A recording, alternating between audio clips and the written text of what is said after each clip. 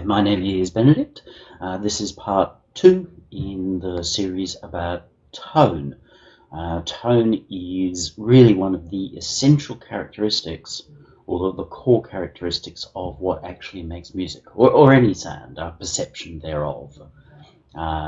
Yes, technically I may break some laws or minor rules, but one of the great things in music is that it's not actually the minor rules. A lot of people make the mistake of thinking that music's about obeying these little minor rules, the rules that say that you have a floor on the floor with a 909. That's when did that become a rule? It might become a personal preference, like I prefer cheese over mushy peas, but it's not a rule. So it's really important to step over these minor rules to find the real rules, the greater rules, the rules that are, you could essentially say, the laws of nature. There's debate about, what tuning should A be? Should it be at 440 or 432 or 528 or whatever? I mean, it's like, believe what you like, but there is no set tuning. It's stuff that we decided. But there are certain things that do hold. Within all of these situations, there is essentially little argument about the relationship between notes. And this is the thing to remember. The rules about music are the rules of nature, the rules of being human. Just because you're a human who likes EDM doesn't actually mean that you've got a different set of DNA from a guy who doesn't like EDM and likes cheese. So let's look at the bigger rules, forget the silly little made-up rules, laws made by tyrants, and let's focus instead on the deeper thing, which is easy to work out if you think of everything in terms of tone. So our tone can move from absolute silence, freaky, to too much of everything. Zero bandwidth left because it's noise. Nasty. Stand under a Boeing taking off and you've got some idea of what I'm talking about. And it's a graduation between the two, but it's not a set and forget. So many music makers, mix engineers, producers seem to think that everything is set and forget, or A and B. You know, in the 90s there was so much stuff like, I guess, Creep was a good example of that, whereas like, I'm a creep, I'm a weirdo, I'm a creep, I'm a weirdo, and it's like, that's just on and off, and it has its moments, but we're probably better off understanding in our minds a song from the late 60s when everyone was a hippie and creepy. But to every season, there is a tone. Tone, tone, tone. Actually, I think that was turn. But everything's about movement. So rather than having one place where you sit, it's about movement. You watch much in the way of martial arts movies and it's all circles. Wax on, wax off.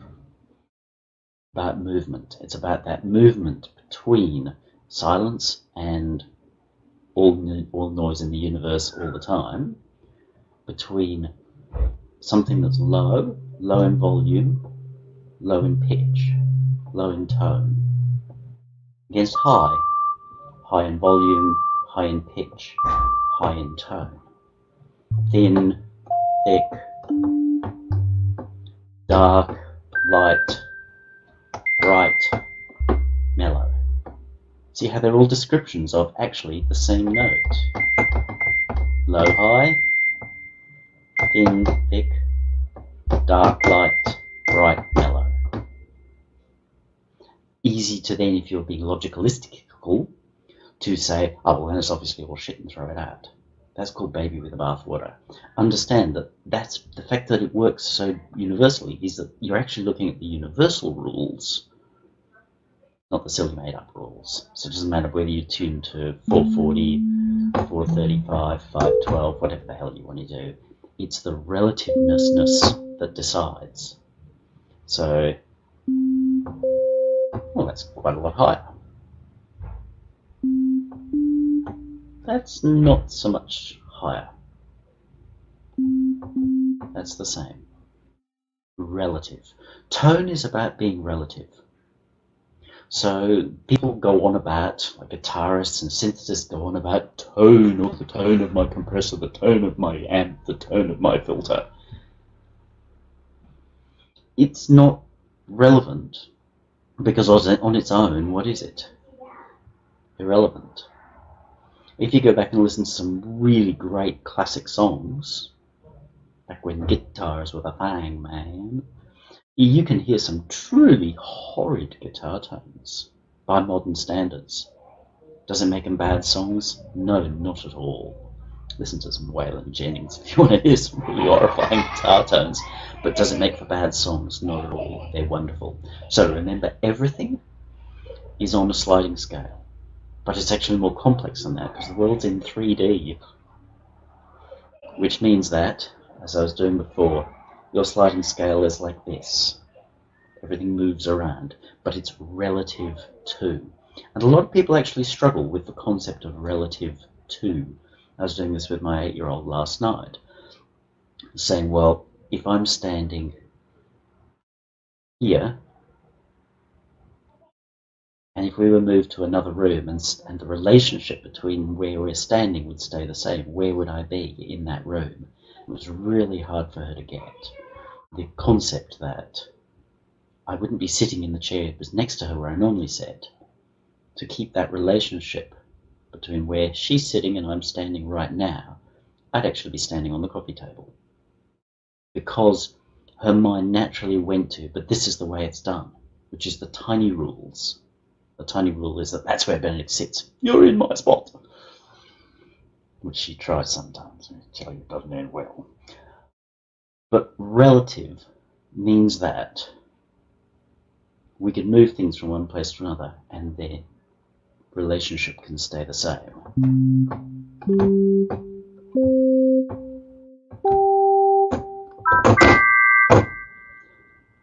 Forget the bit on the end.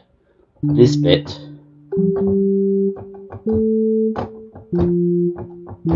they're all octaves. Doesn't matter where I go, as long as I get the relationship right. The relationship is the same.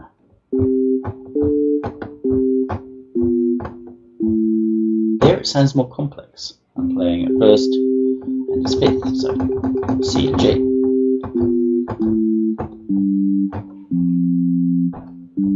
Largely sounds the same, but sometimes it seems to be a bit different.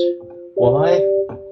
Because if we stay in the key of C,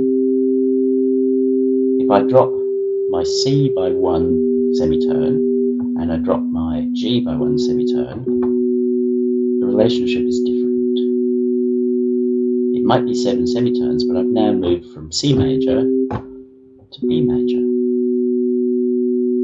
Complex stuff, don't get into it too much, but just understand that if I stay in C major, I've got C and G. Nice, comfortable relationship. Perfect fifth. Drop my C by a semitone, I actually end up moving my G by 2 semitones. But the relationship still sounds comfortable, even though I've got 1, 2, 3, 4, 5, 6 semitones, when I used to have 7. Same goes this way. Drop one more. Staying in C major, I end up with A and E. 1, 2, 3, 4, 5, 6, back to 7. It's freaky. But it works because of the greater relationship. So transition of tone is about understanding the big rules. Let the little rules take care of themselves. Because if we make a whole composition that's like this,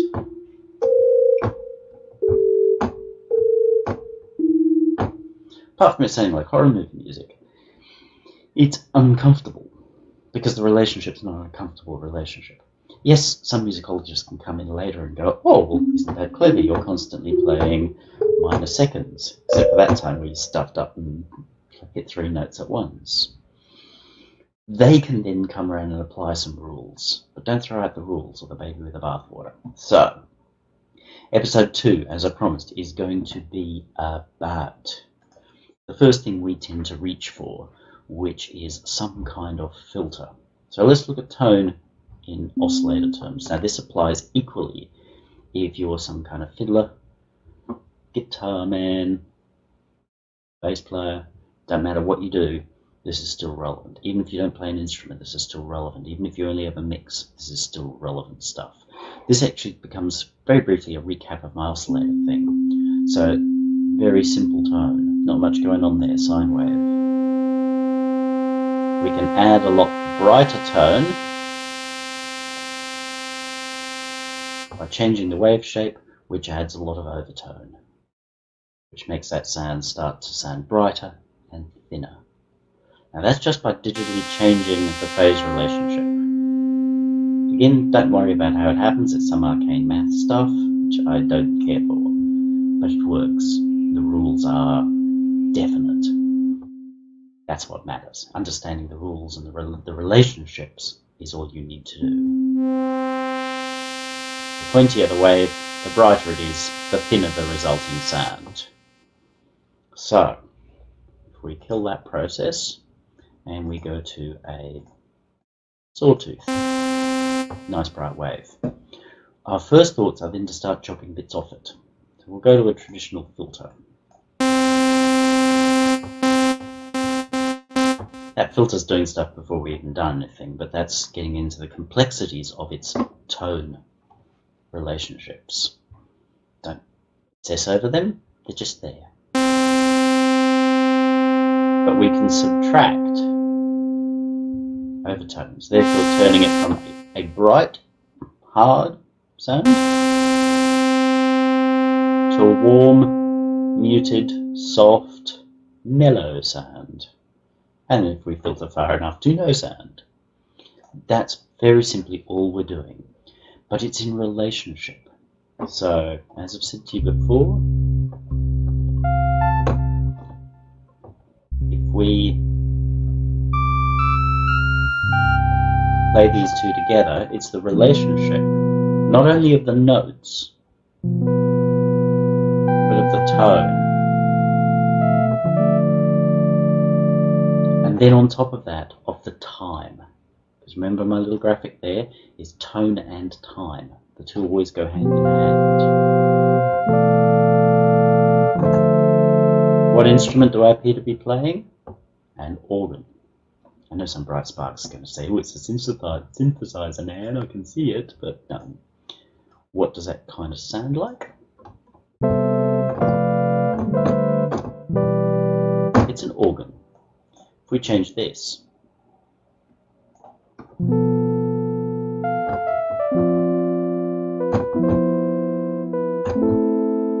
what am I now playing? An electric piano. What did I change? Time. Quite simply, time. And that's a nice mellow sound. If we add in a lot more highs,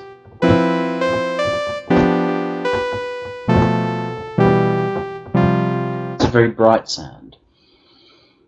And you're going, yeah, Captain Obvious, I get this. But it's horses for courses. Horses that are good at running on a wet track are the ones that you field on a wet day. Yeah? So what this means is, if I'm doing a funky rock song or a funk song,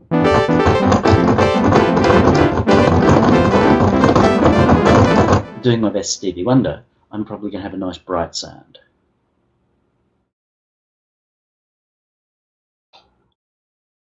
If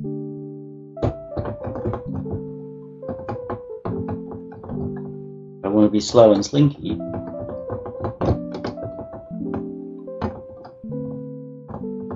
I'm going to use a mellow sound. Understanding that relationship, because remember that music is always illusion. Where is the music? There is no music. It's very zen. There is only expression. The hope is that what I'm trying to express comes across and is understood by you. We have a nasty habit in the last 50 years of narrowing our understanding of expression until all we can ever hear is doof, doof, doof with a sidechain sucking the pads in, and that's really sad.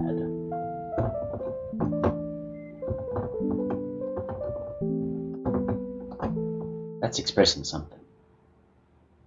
The sadness of my great little soul. I don't know. But it is expressing something, and that's what we've got to focus on. So tone is about working out what that is and how to express that. You express that in your playing through your phrasing.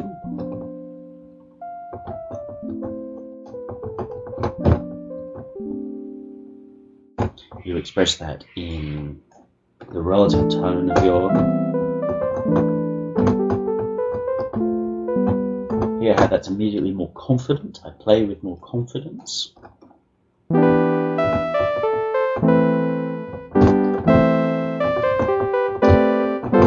It's becoming what we might call strident. So I play more aggressively.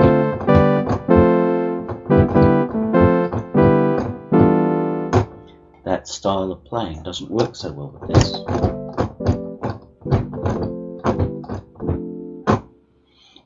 It's okay, but it doesn't bring out the beauty of that style of instrument or sound. So relative, keep your tones. So we can roll things off the top. And how we do that over time, obviously, is with an envelope.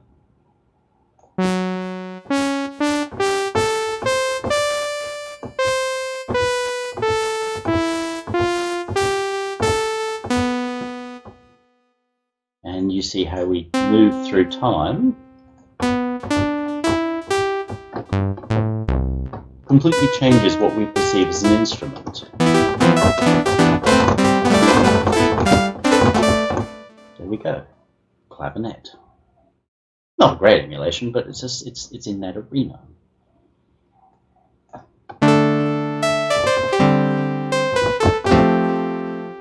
If I knew how to play funk, you'd swallow that as a clavinet. That strange guitar-y sound you hear in lots of things.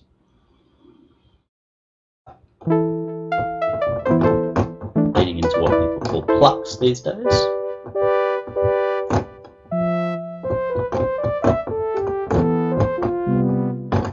Brassy sounds.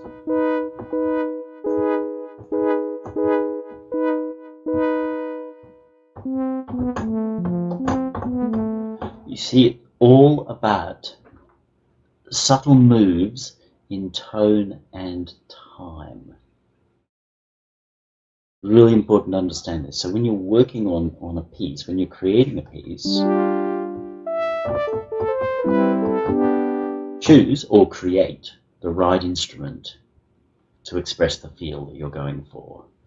Now, a lot of instruments can be quite broad. You can use an electric guitar, even a highly amped electric guitar, to do everything from "I'm going to kill your children" through to "I'm going to love you so much that you have many children, which I'm then going to kill." So choose how you articulate and choose your instrument to reflect. Don't just go, well, I'm in a metal band, I play with everything at 11, therefore that's what this song is going to do. No, let the song lead and then change what you do accordingly.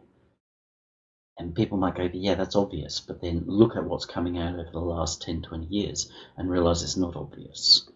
But a lot of people are not really doing that. They might be going, oh, that's a cliche, I'll do that. But they're not really doing that. So we can roll off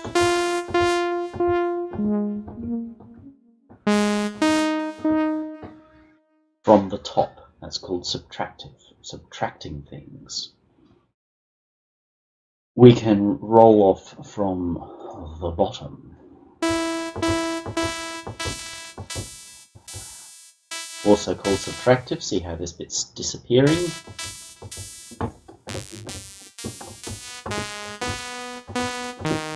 Gives us that bright tone because it emphasizes the brightness. If we invert our envelope here,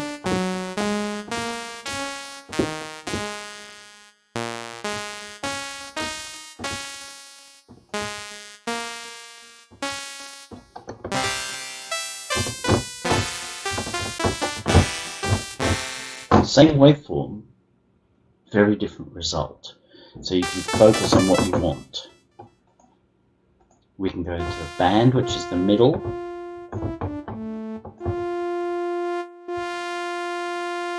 Get rid of the move, so we find the middle. That's a pretty wide band. Let's find a 24 if we've got one. Nope, so we'll make one up here. Band past 12. Not sure there was a way of doing it in here. This will do the job.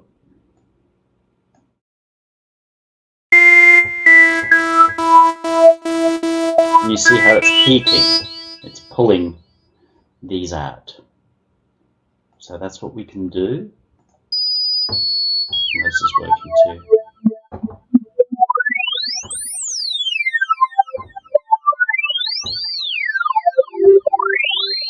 So when we're EQing, which we'll get into later, that's all we're doing. We're essentially applying the same filters as you have in your synthesizer. Whereas your synthesizer is designed to get rid of everything outside of. Your EQ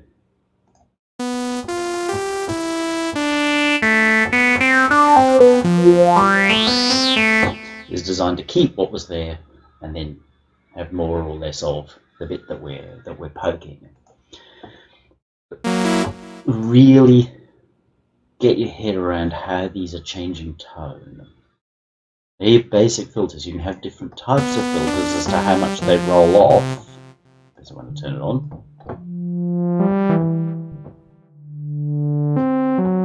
12 dB, 24 dB, or the other way around, 24, 12. It's the high pass, the low pass. So the tonal difference here is that, let's leave that sit there, 12 dB low passed, so it's rolling off 12 decibels per octave outside of the cutoff point. So let's say our cutoff point's here, which it seems like it probably is, so that's about, say, 400. There you go, 380.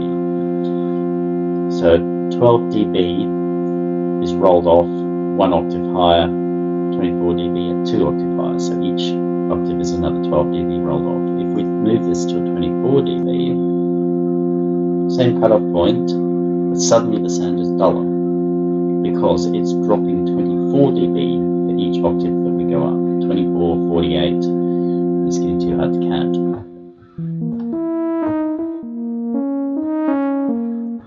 So you get quite a different feel.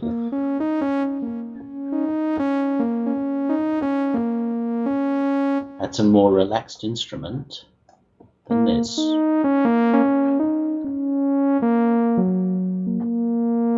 Again, you might go, but that's just really obvious. What's that got to do with anything? The reason why you would choose a 12 or a 24 is based on what you're wanting to do. So if we were wanting to make a string sound that was a nice, relaxed string sound, we would look at, we'll keep with just a single oscillator, we'll look at the two differences. We'll turn off that, there's none of that.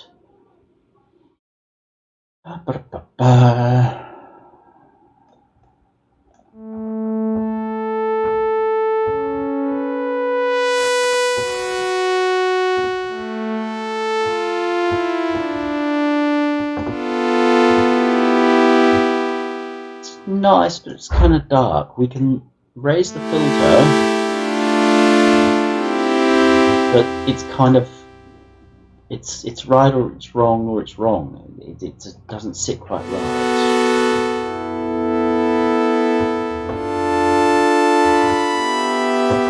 I'll give you a little bit of unison just so you feel happier.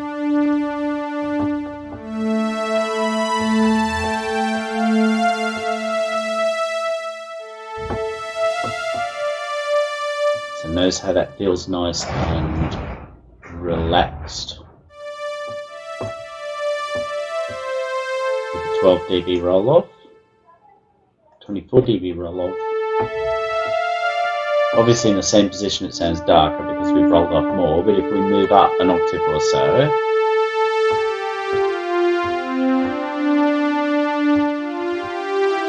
it still sounds more blunted because we haven't got as many of those high frequencies, so we end up... It's a more strident tone. It's a nice tone, but it's a more strident tone compared to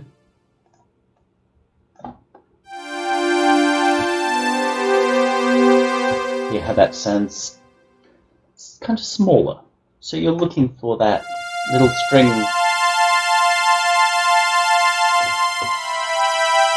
that sits low in a mix. Get a 12 dB, not a 24. Tempting to take a 24 because when you're soloing the sound, you're like, oh, that's better.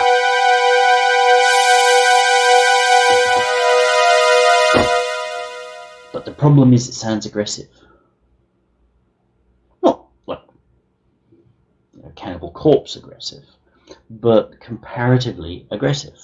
So depending upon the rest of your mix, if everything else in your mix is very heavy-handed, if it is Cannibal Corpse and you decide you need a nice little string pad to sit through it, then you might go, I need this more strident, brassy kind of sound to cut through. But chances are, if you've got a nice acoustic kind of a thing, oh, I love you, baby, ooh, ooh, ooh, hear how it's got a lighter, airier feel to it, in which case 12 dB will do you a lot of good. The other thing that you would look at doing is taking a high pass. Let's find a fundamental. Chop him off just a little bit. You'll notice here in each case the filters are fully tracking the keyboard. I won't always do it that way, but they are. We'll leave them that way. It's easier.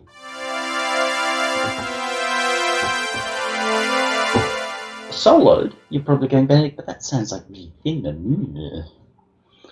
But within a mix, got a nice acoustic guitar and your girl who's hopefully singing in tune without auto-tuning, and then you can introduce this. Because this now sounds thin or bright,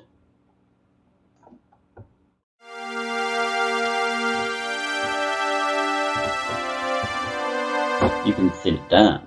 You turn off a little bit up here. That's 24 dB. Oh, so let's see if there's a 12 dB. Should be a 12 dB. No, there isn't, but it doesn't really matter because we've got the high pass variable slope.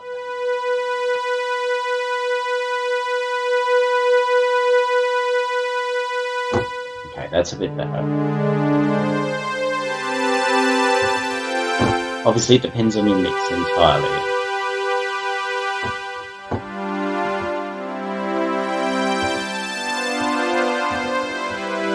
So that gives me a really nice sound. It's taken off some of the heaviness on the bottom, because at that point, that string pad that's sitting an octave or so above where everything else is happening in your mix,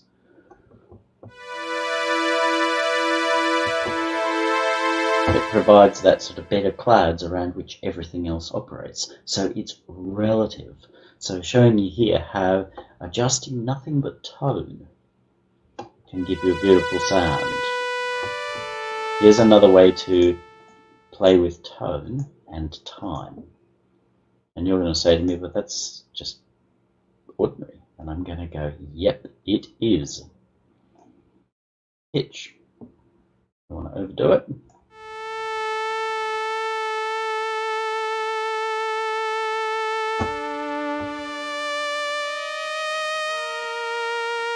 So we're playing with moving the tone of our pitch up and down. We're doing it fairly quickly, We can choose what shape we want. Most times LFOs will default to a sine wave. It's nice and natural, but it can sound a little pronounced because it's a little bit closer to a square wave, which is a little pronounced.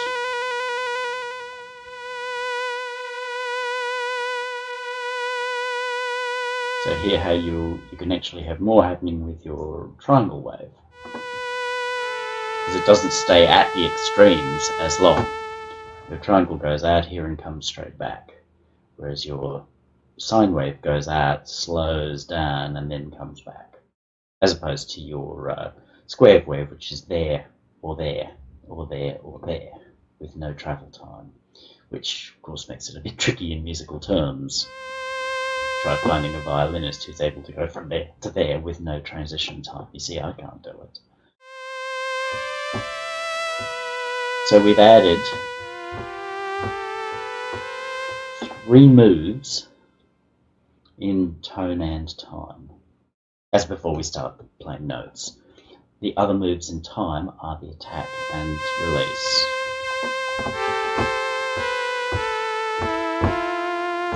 We can control those, obviously.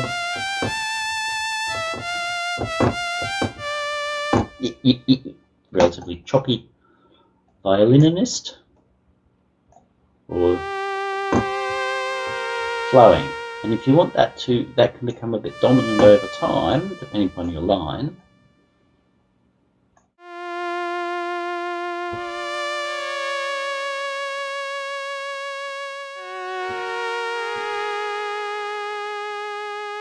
So by changing our time component here, we actually appear to really change our whole tonal structure, because as it gets quieter, our perception of what we're hearing in the tone scale actually changes. Our ears are far from linear, our brains are ruler. Then we can add back in duplications of itself, which are, again, tone and time. We take itself and we duplicate it at a slightly different tone, and sometimes at a different time as well, chorusing.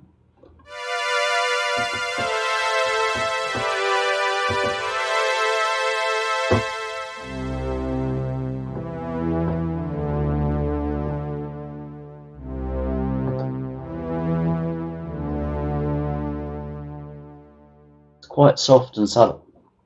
If we were to go back to our 24 dB roll-off, yeah, straight away that seems more gianty. We can brighten it up, to be fair. It just makes it sound more strident. So everywhere that you go, in terms of tone and time,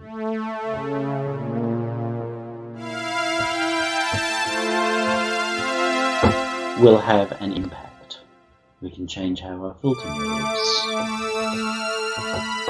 So if we're fully tracking the keyboard here, it gets brighter and brighter, which may be what you want, but a lot of the time it's not what you want, especially if this string pad is to be sitting inside of your girline with a strum box. So you might roll off how much that travels. If you roll it off completely, so there's no travel, you'll end up with really bright down here, which may not be an issue because you're probably not playing down there.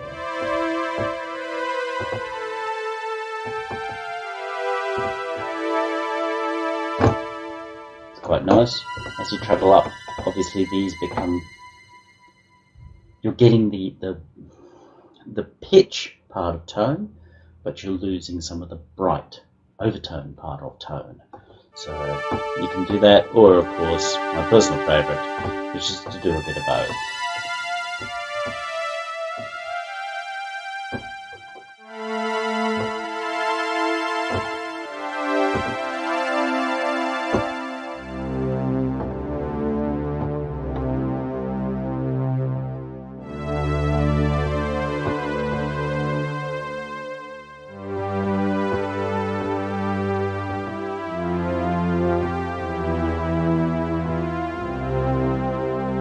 That's a way to start with something that's going to probably work across the board. But the reason I'm going through this is not to say this is how you use filters, this is how you make string sounds. If you're thinking that, sorry, you're missing my points. My points are very much along the lines of fit for purpose. So what's the purpose of this sound? What's it doing? What do we, as the creators, so whether that's the composer, and when a composer says use a bassoon rather than a viola, he's doing that for a reason. Because he wants to bring out certain tonal characteristics to express his story. Just as in Cannibal Corpse or Gorguts, drop tune and they want to bring out certain emotions and feelings. Doesn't matter which way you're going, but do that appropriately and do it subtly. The more subtle you can be, because obviously Cannibal Corpse and Gorguts don't major in subtlety, and that's fine. It's amusing. But the more subtle you can be, then the more powerful your message will be. Maybe not instantly, because unfortunately kids at the moment only seem to understand complete black and white. And if you're able to do that and do it very successfully, and you'll know if you can do it very successfully because you'll be having viral hits out the gate. As long as you've got, a girl with big boobies in your videos, then you'll be having viral success out the gate. If you're not having viral success out the gate, you've got to work a long game, which is kind of like fishing. You can throw a hand grenade in the sea and then just scoop off whatever you get. That's like viral.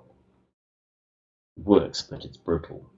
And it doesn't work for everybody. What if there don't happen to be any fish swimming around nearby when you lob in your hand grenade?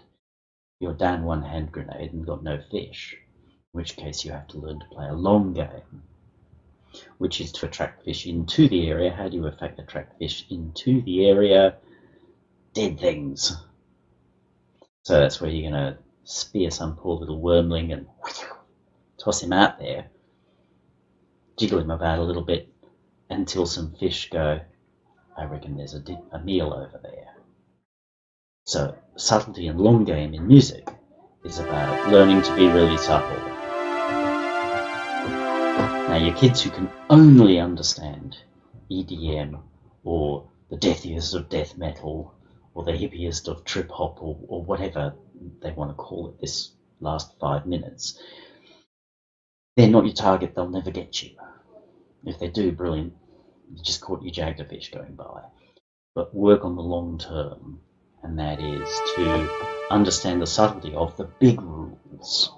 Not the silly rules that say that you can only use those notes because Hitler said so, but the big rules that say, what's this about? Now, in terms of tone and filtering, we've got a few other tricks up our sleeve. That's high and low pass filters. I've showed you a band pass filter. They're the self-evident ones. EQs, I'll get into later. As I said, they basically let you have your existing what's there and then cut or boost or cut or boost wherever you're deciding to do your work based upon that filter. You can then get into things like dual peaks. Now that's a very different ball of wax, isn't it? I've got my same oscillator, Mr. Fartville the fart tone, okay, we're starting to get a bit loud, which is understandable. That's really changed what we're hearing.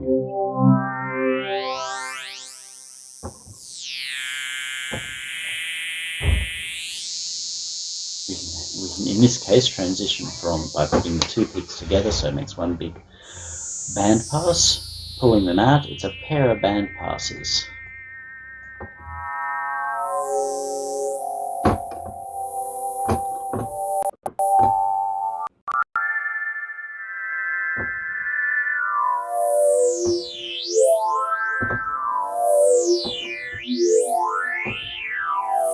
Now this no longer resembles a real instrument.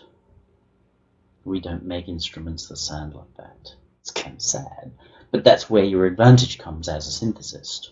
If you're playing with synthesis, This is where you can make otherworldly tones.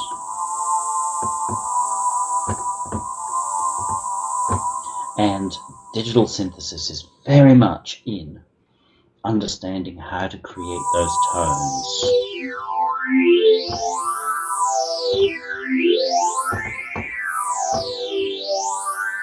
And in this case, emulating essentially a phaser effect by moving it around.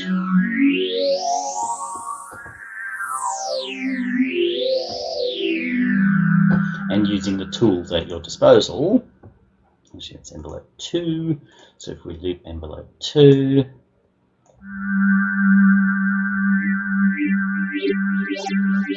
make it a little bit slower.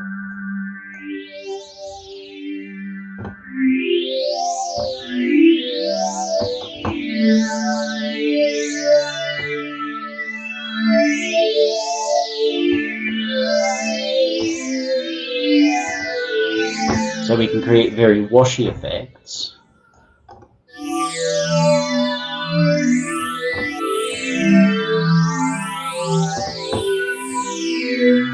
Where the tone and what's happening in the pure timbral part actually becomes dominant over the notes, the pitches that we're playing.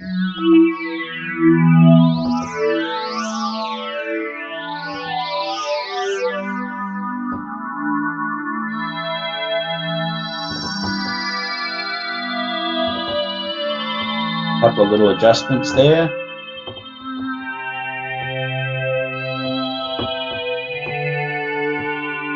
And we're back into the territory of something that sounds traditionally musical. So the balance is surprisingly small, and your job is to work out, well, what am I expressing here? Because I'm not working to purpose right now. I'm not saying, oh, this sounds supposed to be like a particular thing. But let's say I decide, oh, I want this to be a bit like a choir.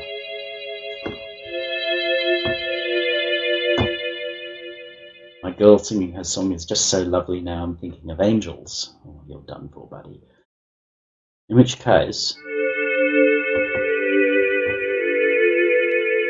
I'm going to try and find, well, where are the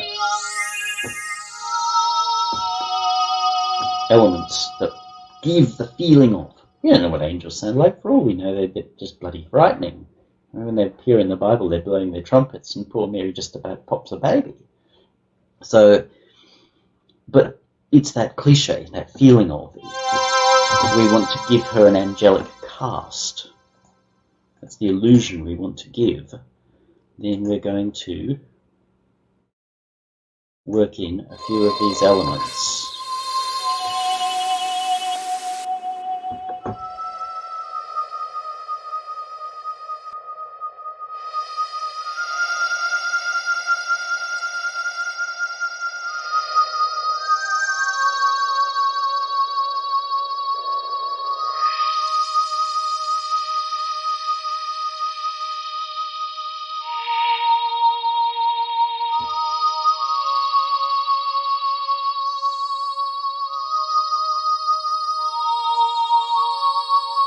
And see how just by moving the tone of noise, just pure white noise,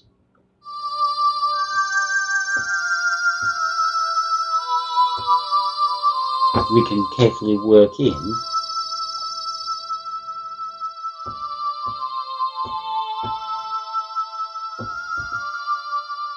a little line. In that case, I would either be echoing the string chords, or as you hear, I'm probably more likely to want to bring in a counter melody. So if she's singing a line which is, I might well be delivering a counter melody which is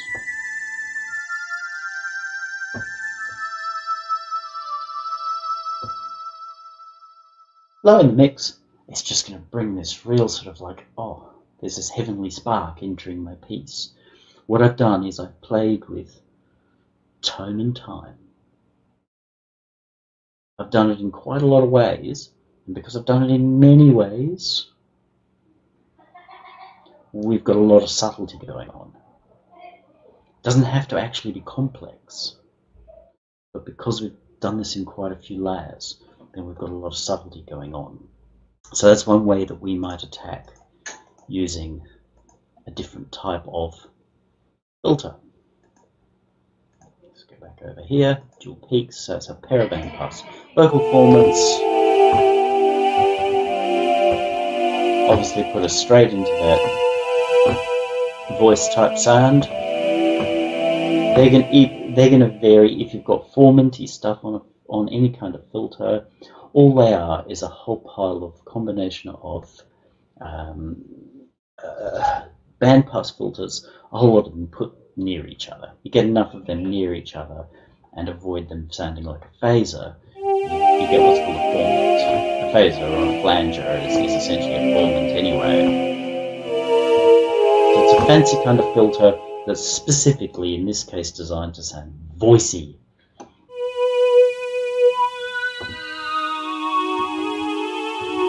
So if we wanted to be literalistic, then we could have gone for this for our angel sound. But note again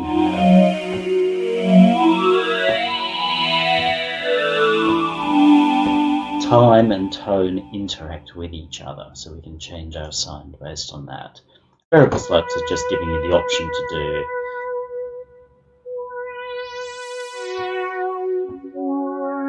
the aggressive stuff.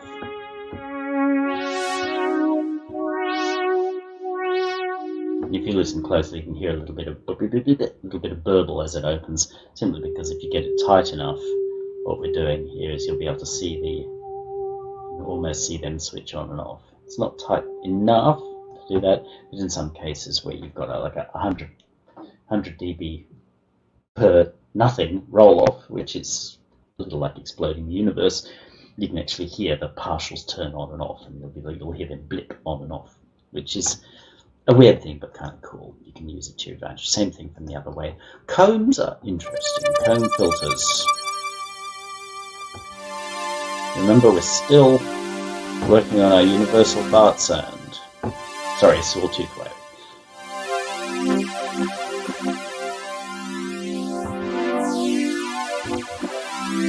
Again, they're basically a comb, which is something that runs through the sound with a lot of peaks or drops, just band passes, lots of them.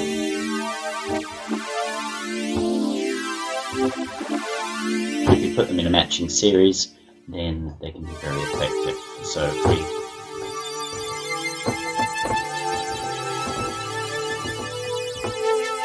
I've made a whole other video about this. That's essentially a resonator. We've got other resonator options in here. It's applying resonance or putting a same sonic footprint on everything. And you know what the same is putting, what else does the same sonic footprint on everything? A guitar amp.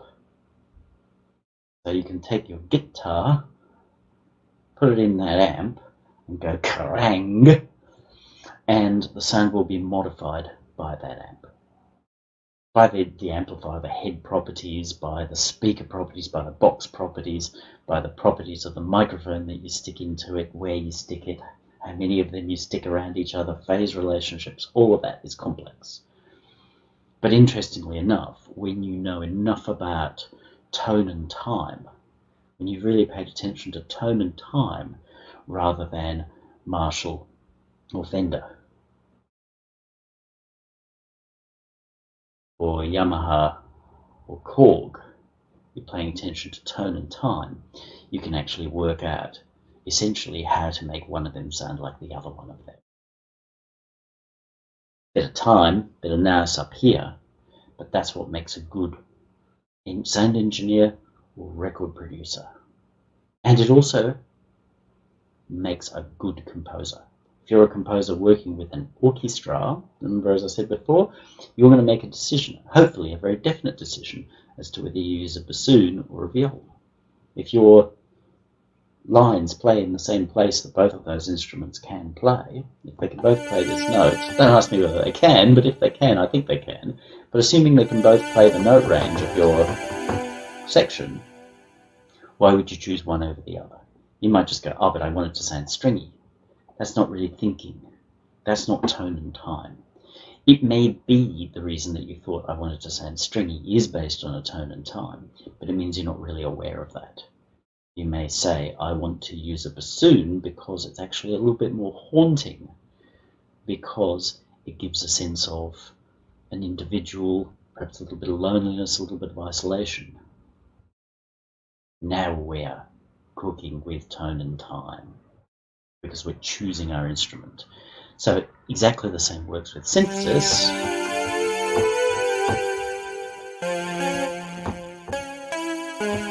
Because I can hear in this sound.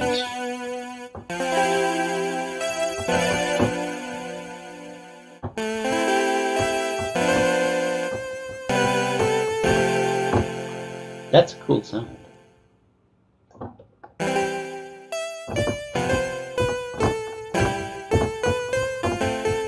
Put that in the right situation.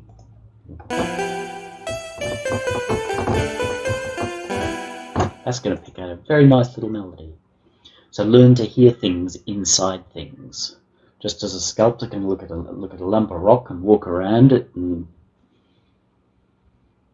learn to hear what's inside sounds. So comb filters and resonators are essentially the same. You can get into making your own if you've got a powerful enough digital synth. So envelope 4 in this case, we can make whatever shape we want. That's just a pi preset.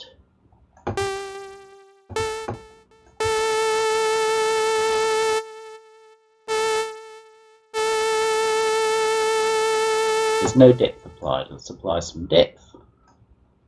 I think that's going to get really loud.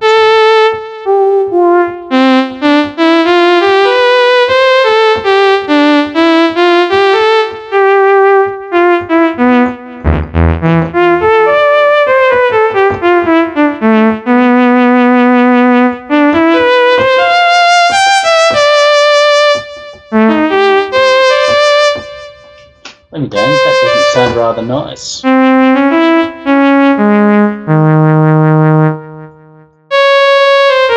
Oh, that's why it's wobbling, because we could put that into a loop mode.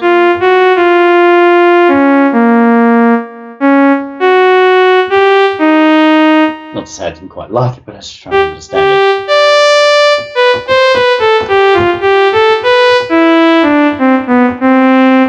What we're understanding about tone here is that, see how this shape is applied to here. See how before this looked like the kind of filter that we're used to, the low pass. This is just the same thing, only it's a different filter shape. If I arrange this somewhat differently, another point, that's what I've got to do. Actually, no, 2 points, I think. That'll do.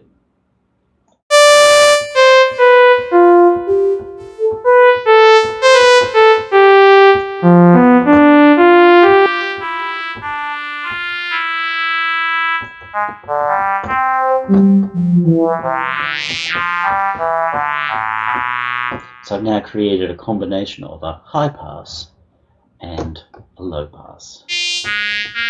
The high roll-offs, a little aggressive.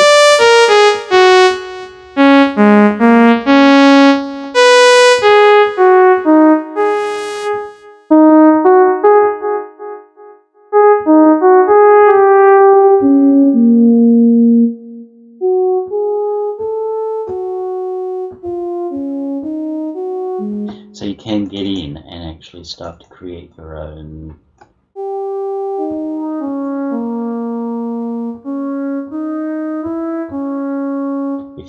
so from an understanding of tone,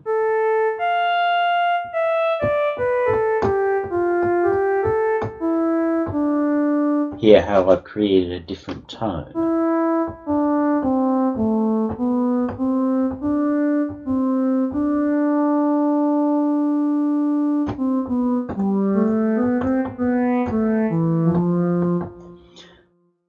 The only real way to work this out, oh, there you go.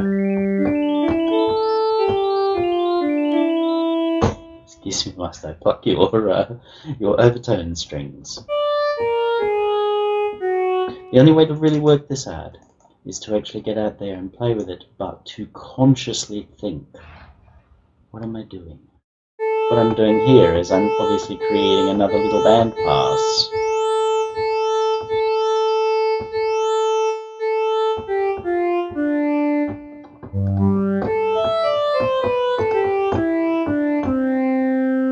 And this is how, as a synthesist, you can actually get into doing surprisingly workable representations of other instruments.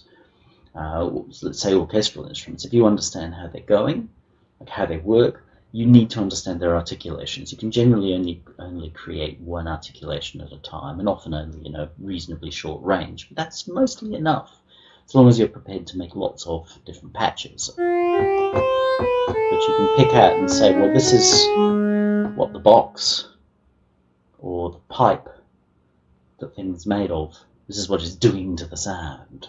Because pipes will tend to have resonance, just like a rifle has a bore.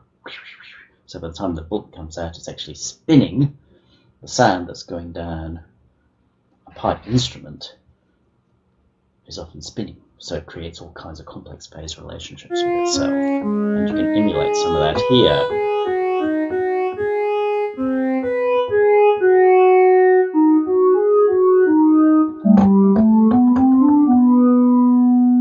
Obviously a little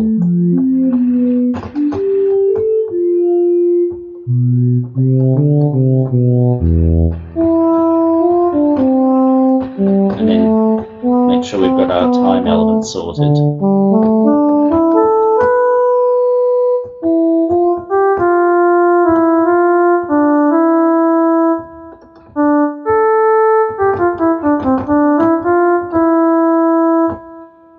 Emulation of I don't quite know what, but it sounds like an instrument that could actually exist. Does it? Don't know, don't care. But remember, music's always about illusion. That reasonably sounds like it could exist. That's high pass, we didn't really want that one. Let's try a band pass on this one.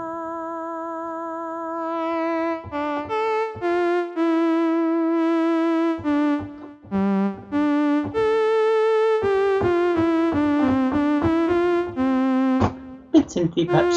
Nice sound.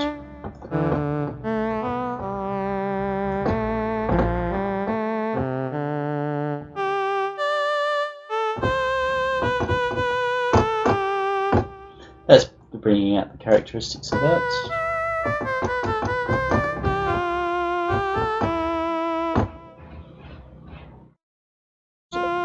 Again, I mean, this isn't about how to make sounds tutorial, it's about how to think of tone over time to achieve a particular result.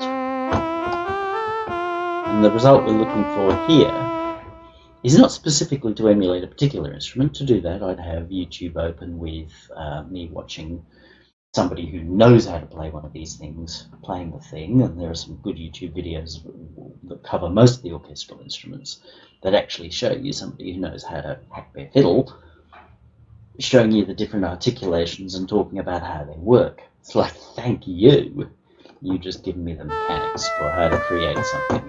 Here we're just looking for the idea of if we were to pick an instrument out of an orchestra that might play a lead line or a supporting line, what might that be?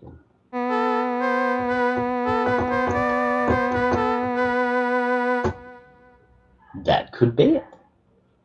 So it's about working out those things by understanding tone over time.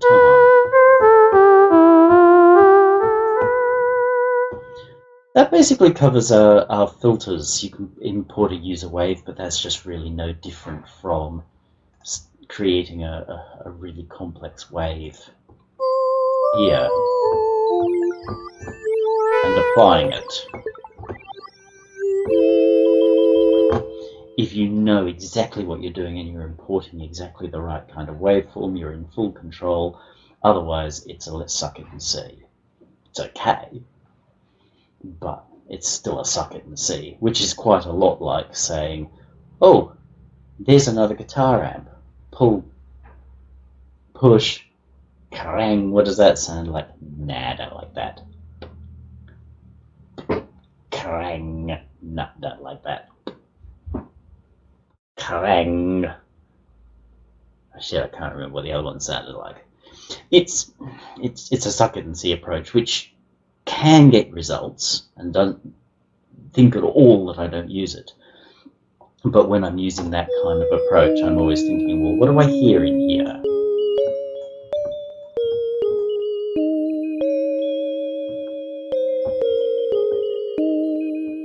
I think you can tell exactly what I hear in here.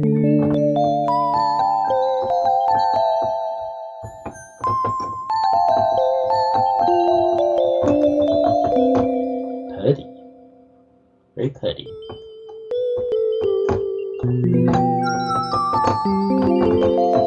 And because I want to emphasize those high parts, I will go into doing exactly that. Maybe not that much.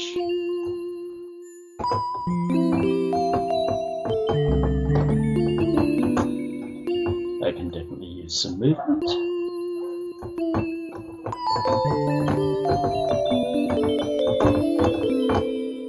So that's the let's try a different guitar amp approach. But then rather than saying that's a good sound or a bad sound, because that's for fools, you say, what is this bringing out in my instrument, in my line? It may not be what you're looking for right now. You are looking to do your Cannibal Corpse cover, and it's got to be very grindery, and you plug into a Fender Tweed and low gain, and it's like, Eric Clapton. It's not the tone you're looking for. That's fine, in which case you might unplug from there. Or you might say, I'm plugging this in, and you know what? I'm hearing some really nice, rich mids in here. What if I get my tube shredder pedal, plug that into my Tweed. Ooh. Jimmy Page. And don't have a go at me if Jimmy Page never amped up like that. I couldn't give a flying fuck. It's just being pedantic, you're being a girl. But hear the things that are in what you try. And right now I don't have use for these bells. But damned if I don't have that in my spreadsheet memory. That, hey, I got that effect, that feel.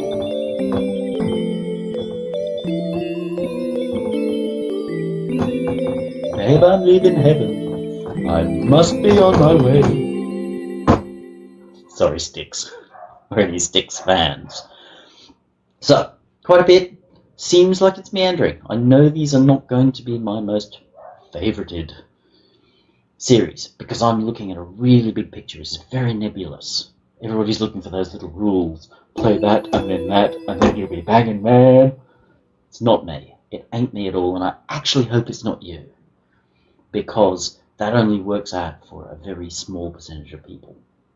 As I said before, you might get lucky. If you put something out, you might have an instant viral hit. If your boobies are big enough, you might have an instant viral hit. Lucky you. But that's the exception. The rule is that most of us have to work at it. So I'm hoping to attract those few who sort of go, that's how I step through that big barrier of my music being same. By understanding that the rules is not that you can only play that, but you can play that when it's a good call. That when it's a good call. That when it's a good call. That when it's a good call. And to know when it's a good call. And conversely, obviously, know when it's a bad call. Babe, I'm leaving. Must be on my way. Bad call. Very bad call. Okay, so that's looking at using filters and other devices. I know I didn't pull out any guitar amps, but it's the same. Remember, a guitar amp is essentially a combination of a comb filter or a resonator. They're all the bloody same. You can make guitar amps with comb filters. You can make them with resonators because they're the same thing. Been there, done that. Oh, look.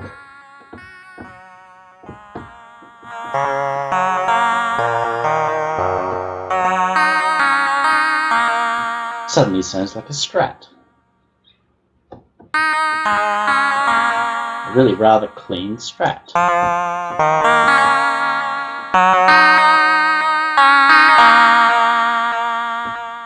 need to stop that from moving.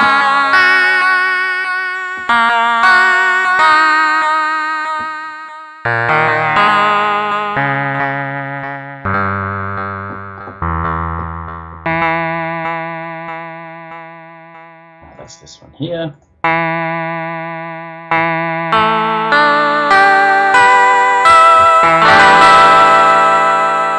Is it the best guitar sound ever? No, not at all. I've worked on it for 4 seconds. But that's just proving to you the guitar cabinets are just resonators. They just take a print and a filter, like a Photoshop filter, and whack it on top of whatever sound you put into it. And because each sound you put in it will be slightly different, you'll get a slightly different result, and at the same time you'll go, oh, they always sound that way.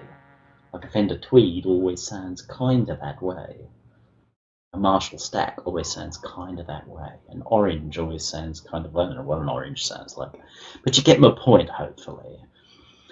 So using filters are merely ways to colour our sound, and a filter is particularly designed to colour our sound in ways that can be adjusted over tone and time.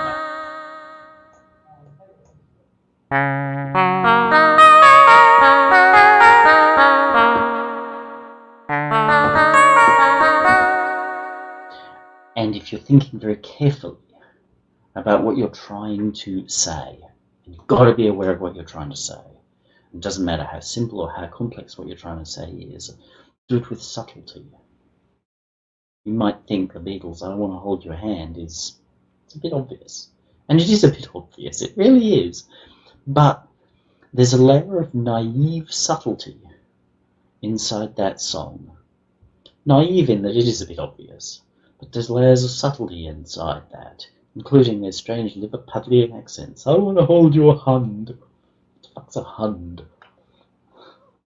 But that naive layer is actually part of the joy of that song. It is kind of silly, but it's a charm that comes out of the subtlety in it. I'm a Barbie girl in a Barbie world. Another example of naivety used for subtlety. So there are lots of things that you can do, but work on bringing in a couple of other strings. I'm not talking about a million strings to your bow. I'm not talking about having millions and millions of layers of subtlety. That's probably a bad idea in anything resembling pop or rock music. Too complex and people just can't get it. And it's like a Pete Townsend rock opera. Everyone's just like, I'm sure it's brilliant because Pete Townsend did it, but God knows what it's about. So find that happy balance, but putting the extra subtlety rather than saying the way you do this is by tuning a 909 and then turning it to 11 and then you do that and then you do that and then it's like then you end up with the world's most boring record because you're not thinking in terms of, let me get the image back, tone and transition. You're not thinking of these movements in time that represent your thing. Welcome to the Hotel California. Nobody knows what that song's about, but the amount of movement, transition of tone in time within that song is immense. That's why it works. That's why it worked on you, even though I sung it really badly. You might have been laughing at me, but part of you is going, oh, that's just such an awesome song. Because it's got so much transition of tone over time. Okay, enough of your time. Next time we will look more specifically at EQ, and the offer is still there. I would really love to have one of your pieces to mix, because I want the last episode of this to be me mixing a piece using only tone. So no other fancy this, that, and the other, unless it's brutally necessary. But if it's brutally necessary, you've probably done something brutally wrong with your recording. But to focus on making the mix in front of you using just tone. So I would love for you to present me with some material that I'm going to say, this is going to be a wonderful thing to do. Bottom line for you is you end up having a track mixed, you end up having a track presented in public, and exposure and links in an art, and getting to see somebody else paddle in your pool. And while many of you think, oh, nobody's allowed to paddle in my pool, you might learn something. And that's why I know you're here. You want to learn something. So thanks very much. Subscribe. Give me feedback. Nice feedback, please. If you don't like something or you've got a question, ask. If you just don't like me, don't hit the thumbs down button. It just makes you a dick. Ask questions. Please present me with a piece that you'd like me to mix using just tone. You have a good day now.